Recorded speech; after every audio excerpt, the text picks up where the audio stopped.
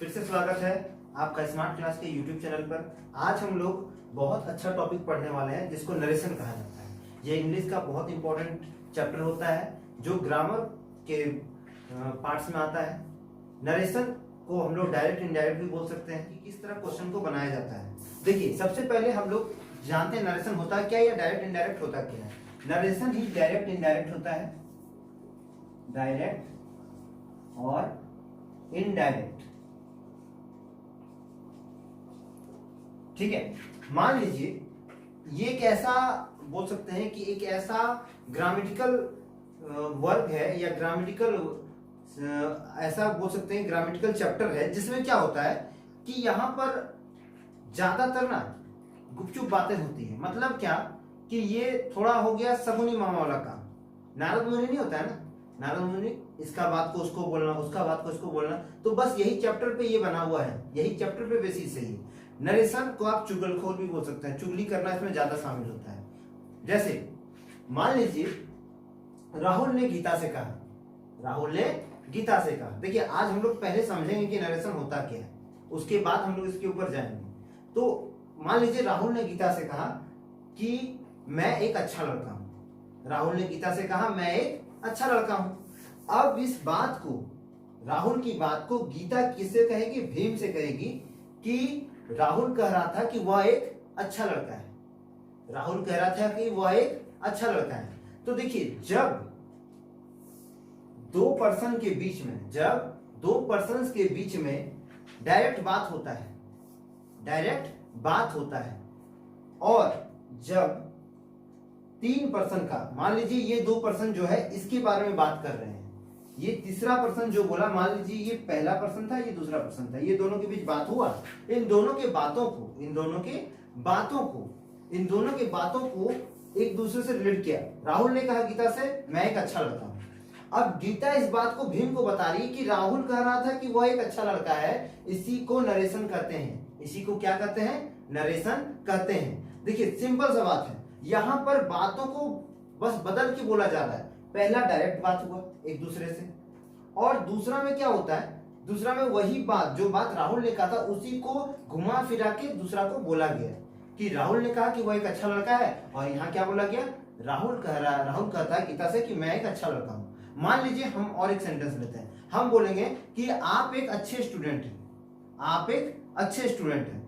आप अपना घर में जाकर बोलेगा मम्मी देखो भैया बोल रहे थे कि मैं एक अच्छा स्टूडेंट हूं। कितना अच्छा से, मम्मी भैया बोल रहे थे कि मैं एक अच्छा स्टूडेंट हूं, पापा भैया बोल रहे थे कि मैं एक अच्छा स्टूडेंट हूं। तो यहाँ पर क्या किया, यहाँ पर किस तरह चेंज हुआ?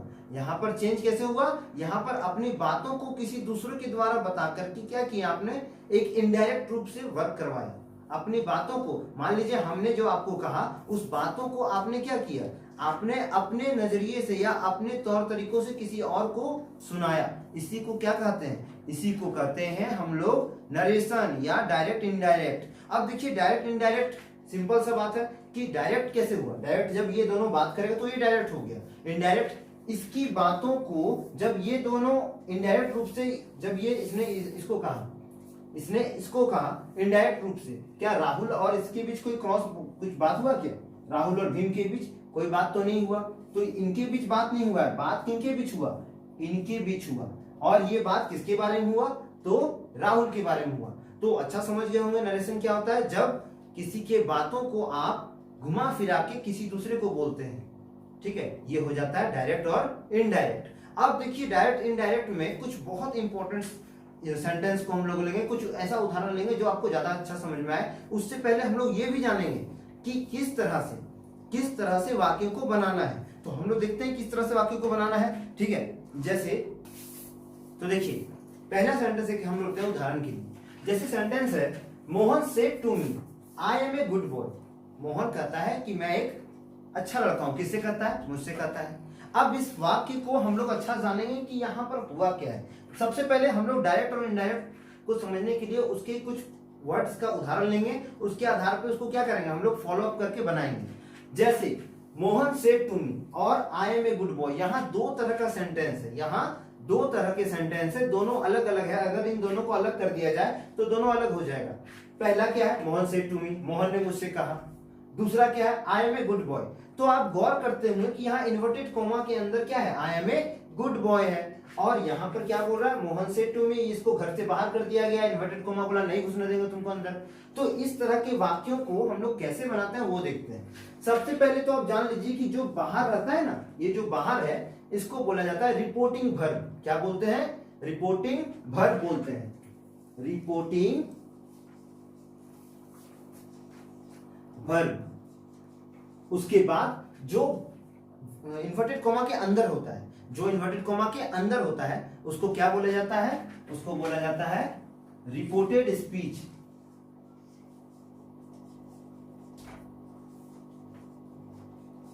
अब यहां बात बता देते हैं, रिपोर्टिंग वर्ब क्या होता है। जब कोई बात को कहा जाए, सुना जाए, बोला जाए, उसे क्या कहते हैं, उसे हम लोग रिपोर्टिंग वर्ब करते हैं, जिससे कार्य को माना यह जाता है कि काम हो रहा है या काम हुआ है, जहां वर्ब क्रिया का विशेषता को क्रिया दिखता है जिसमें। ठीक है, रिपोर्ट क्या होता है, देखिए अगर आर्मी में हो, अगर कोई नेवी में हो तो आप उसको बोलिए, कोई पुलिस में नहीं बोलता है कि हम रिपोर्ट करने जा रहे हैं, हम आज रिपोर्टिंग करेंगे, मतलब आज हम वहां पर अपना बातों को रखेंगे। तो वही चीज हो गया रिपोर्टिंग। और वर्ब मतलब तो आपको पता है कि क्रिया होता है। उसके बाद क्या, उसके बाद इधर रिपोर्टेड स्पीच, जैसे बड़े बड़े नेता सब, बड़े बड़े डॉक्टर सब बहुत बड़ा बड़ा स्पीच देते हैं ना, लेक्चर देते हैं, तो उसको स्पीच बोला जाता है, तो रिपोर्टेड स्पीच।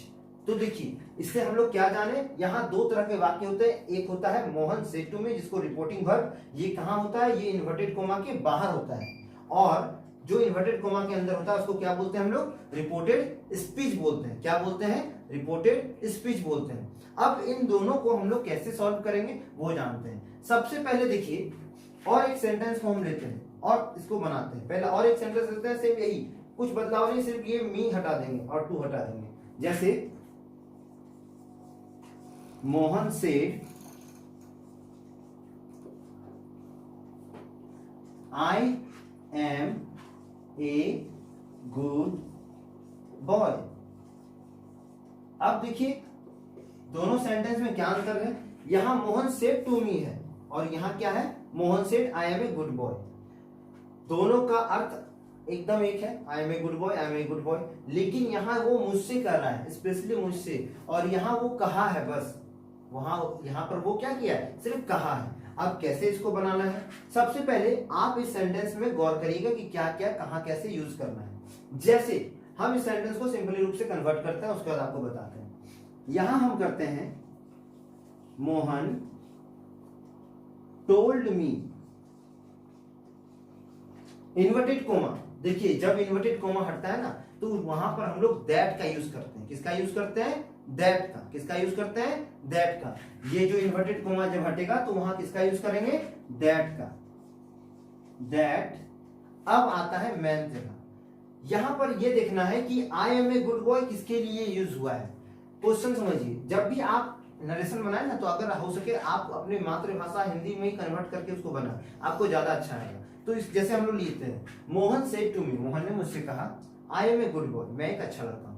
तो ये मैं कौन है, ये आई जो है क्या मी के लिए यूज हुआ है, नहीं, ये आई किसके लिए यूज हुआ है, मोहन के लिए। किसके लिए यूज हुआ है, मोहन के लिए। तो मोहन एक लड़का है और यहाँ फर्स्ट पर्सन आई है, उसी तरह मोहन के लिए क्या यूज करेंगे हम लोग, ही का यूज करेंगे। किसका यूज करेंगे, ही का यूज करेंगे। किसका यूज करेंगे, ही का।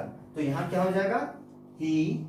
अब दूसरा चीज, आप देखिए आई के साथ एम लगता है, लेकिन जब इन्वर्टेड कोमा का वाक्य रिपोर्टेड स्पीच को जब लाया जाता है ना, यहां देखिए आपको एक ट्रिक दिया हुआ पकड़ने का, आपको रिपोर्टेड, रिपोर्ट और ईडी लग गया मतलब पास्ट में, मतलब ये जितना वाक्य जब बनेगा तो ये किस में बनेगा, इसमें पास्ट में। किस में बनेगा, पास्ट में।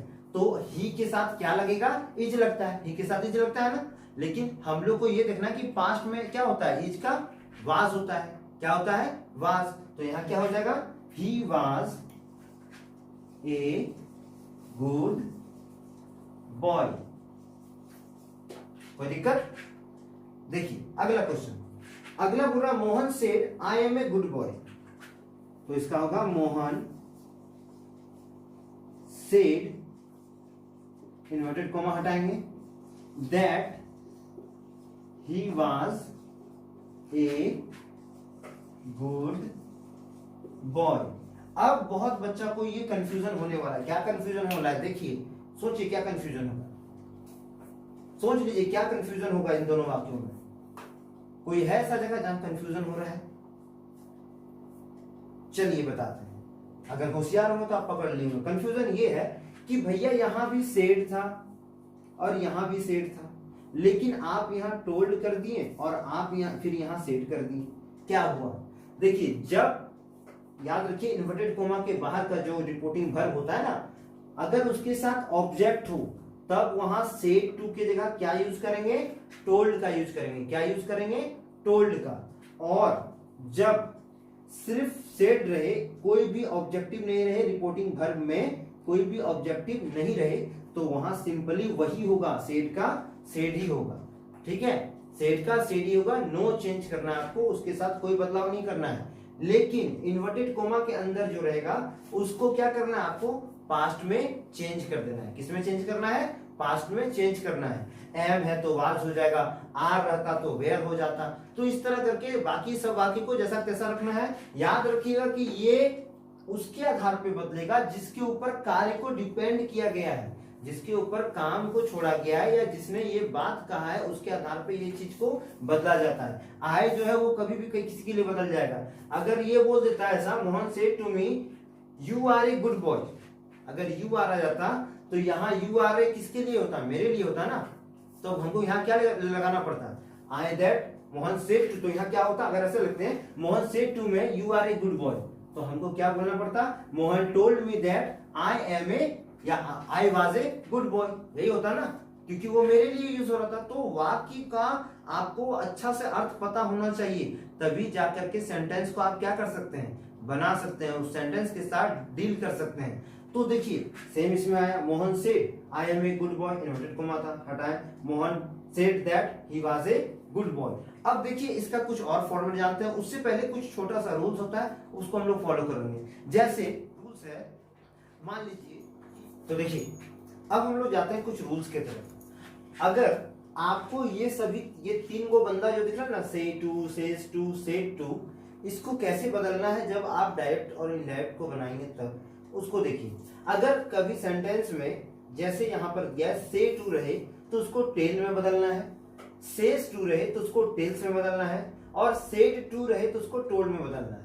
उदाहरण के लिए अगर हम लोग लेते हैं, तीन उदाहरण लेते हैं, तीनों का एक एक। जैसे अगर है I say to Ravi I bring my book, तो इसको बदलेंगे कैसे? इनडायरेक्ट फॉर्म में, I tell Ravi that I bring my book. तो यहां गौर करने वाली बात क्या है कि बस ये जो से टू था ना, उसके जगह क्या लगा दिए हम लोग? इस टेल को लगा दिए, टेल को लगा दिए, और जहां पर इन्वर्टेड कोमा हटा वहां पर हम लोग किसका यूज कर दिए? दैट का। बाकी कुछ चेंज नहीं किए। एक और सेंटेंस लेते हैं जिसमें सेज टू का यूज किए हैं। He says to Shyam, I am a student. He says to Shyam, I am a student. तो इसको कैसे बदलें? इसको बदलें He tells Shyam that he was a student. Clear है? तो यहां भी क्या किए? जहां says to था वहां टेल्स का यूज कर दिए। अगला जो लास्ट है वो है Ram said to Shyam. Ram said to Shyam, I am your best friend. इसको कैसे बदलें? इसको भी बदलेंगे Ram told Shyam that he was his best friend. तो देखिए कितना अच्छा से हम लोग बस इस फॉर्म को यूज करके हम लोग जान गए कि किस तरह क्वेश्चन को सॉल्व करना है। ये देखिए पहला पार्ट था, इसका और कुछ पार्ट्स बनेगा जिसके बाद आपको डायरेक्ट इनडायरेक्ट में कहीं कोई दिक्कत नहीं होगा। कंपटीशन लेवल में हो गया या फिर एग्जाम के लिए आप बिल्कुल एकदम निफिक्र रहिए, आपको एक एक पॉइंट्स को हम लोग बहुत अच्छे से बताएंगे। तो आशा करते हैं आपको अच्छा वीडियो लगा होगा। लाइक करिए, सब्सक्राइब करिए, चैनल को और आगे फॉरवर्ड करते जाइए। तब तक के लिए वंदे मातरम, भारत माता की जय।